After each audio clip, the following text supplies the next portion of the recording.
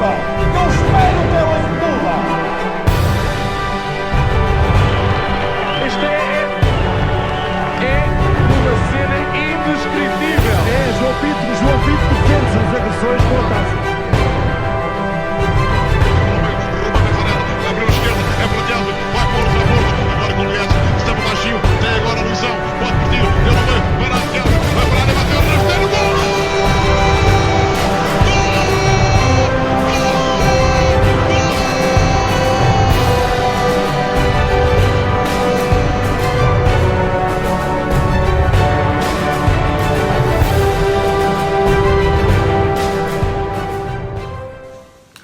Bem-vindos ao episódio 2 de Dias do Clube com História.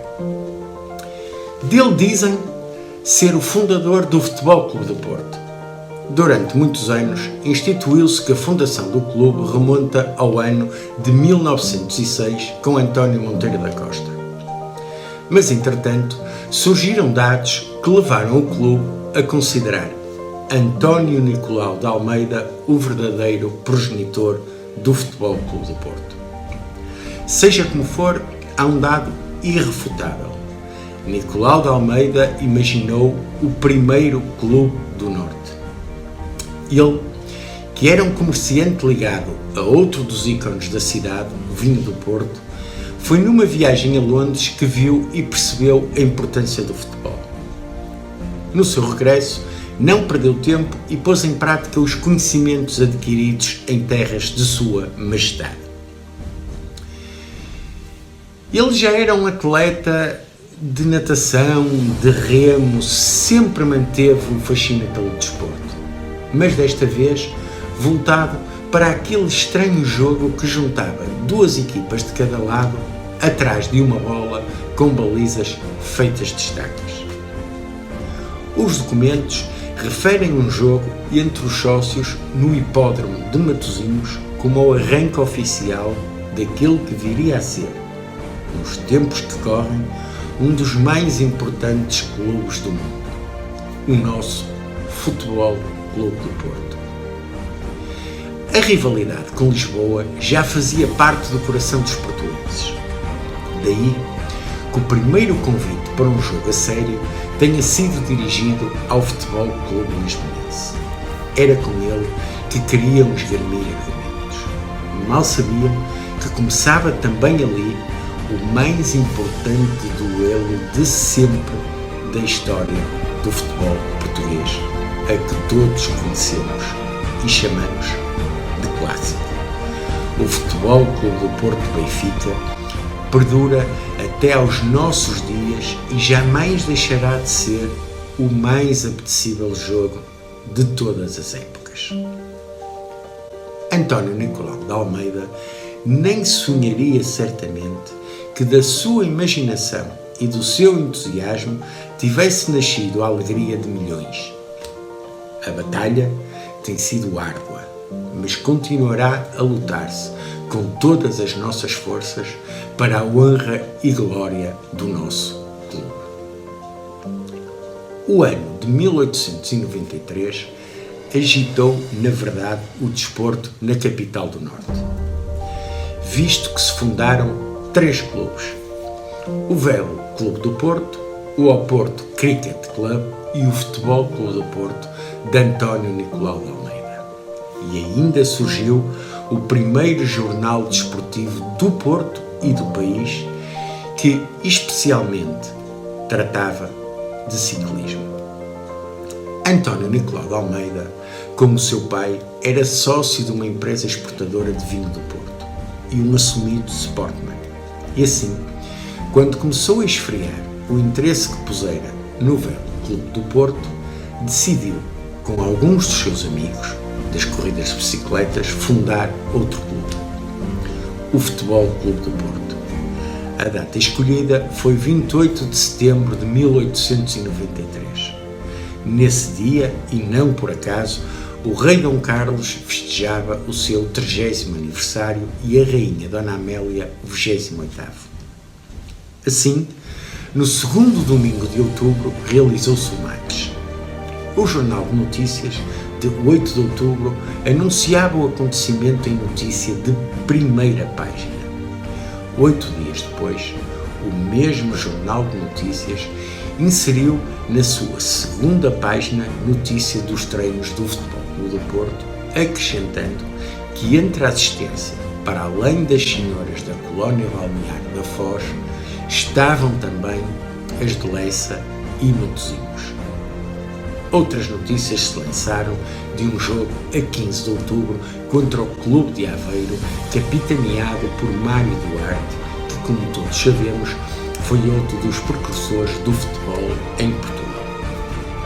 O entusiasmo cresceu e a 25 de outubro de 1893, António Nicolau de Almeida, na assumida qualidade de presidente do Futebol Clube do Porto, enviou ao presidente do Futebol Clube Lisboense uma carta a convidar estes para o jogo.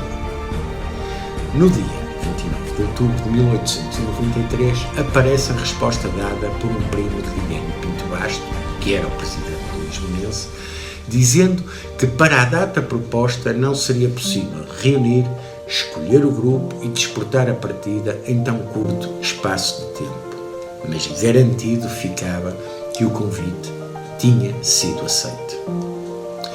Em fevereiro de 1894, Guilherme Pinto Basto aceitou o repto de António Nicolau de Almeida, mas visionário como era, tentou colocar a fasquia mais alta, convencendo o rei Dom Carlos a patrocinar o jogo entre as equipas de Lisboa e do Porto. O rei ofereceu para disputa uma taça com o seu próprio nome, exigindo apenas que o match fosse incluído no programa oficial das festas comemorativas do centenário henriquino, organizadas no Porto em homenagem à memória do infante Dom Henrique. A 2 de março de 1894 fez-se o jogo no Campo Alegre, onde os ingleses do Porto jogavam a miúdo futebol. Os jogadores de Lisboa, capitaneados e selecionados por Guilherme Pinto Basto, seguiram viagem de comboio para o Porto.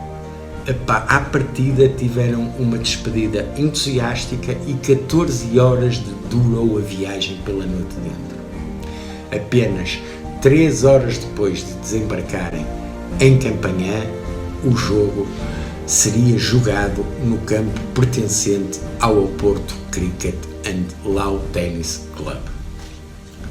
O jogo estava marcado para as 3 da tarde, mas começou um quarto de hora depois. As suas majestades chegaram só no final da partida e, a pedido da sua majestade, a rainha, jogaram-se mais 10 minutos, ficando desde logo estabelecido que não teria influência no resultado do match que se tinha acabado de jogar. Continuando o jogo, 4 minutos depois de suas majestades e altezas chegarem ao campo, os avançados de Lisboa marcaram um golo. Assim, o resultado do jogo ficou com uma vitória dos lisboetas por 1-0, com o único golo do encontro a ser marcado às 4 horas e 19 minutos. Não consta das crónicas o nome do marcador do golo. Sabe-se apenas que mereceu ser classificado de esplêndido. 8 dias depois, em correspondência do Porto para Lisboa, o jornal Sport publicava a seguinte notícia: depois do match entre Lisboa e Porto, nada tem havido de notável no futebol. Apenas no domingo, o 11 de março, alguns sócios do Futebol Clube do Porto estiveram no campo do antigo hipódromo de Matosinhos, treinando-se durante 2 horas. Esta foi, contudo, a última notícia publicada referindo-se de forma direta e inequívoca ao Futebol Clube do Porto de António Nicolau de Almeida. Por essa altura, Portugal era um país em crise profunda, quer política, quer económica, quer financeira. Com o Império Colonial ameaçado e o ultimato ferido pelo ultimato inglês. Daí que o denominador comum era a negação de tudo que transcendasse a anglo-saxónico, como o futebol, que ironicamente passou a denominar-se jogo do coice. O futebol voltou a ser o que foi anos a fio, um jogo em circuito fechado nos campos de diversão da colónia inglesa. Em 1896, António Nicolau de Almeida casou-se com Hilda Ramsay, irmã de Arturo e Lacey Ramsay. E a ela não lhe custou muito desviá-lo dos campos de futebol, convencendo de que era um jogo muito perigoso e, mais do que isso, impopular, dedicando-se assim ao ténis, que era certamente mais nobre e mais chique. Isto foi o bastante para que António Nicolau de Almeida deixasse o Futebol Clube do Porto em ponto morto. E por via disso, deixou esmorecer o sonho do Futebol Clube do Porto, que assim hibernou até 1906. E como eu costumo dizer, sem memória não há história. E sem memória não há futuro. Espero por vocês no episódio 3 dos Dias do Clube com História.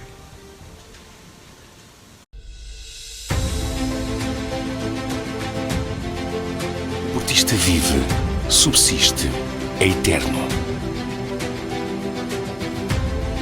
O portista sente, sofre, luta. O portista quer, pede e exige. O portista junta, acumula e ganha. Numa simbiose perfeita com a personalidade de cada um, o portista é educado, aprende, é formado e torna-se melhor. Como pessoa, como homem e como mulher. Se és um super portista, junta-te a nós.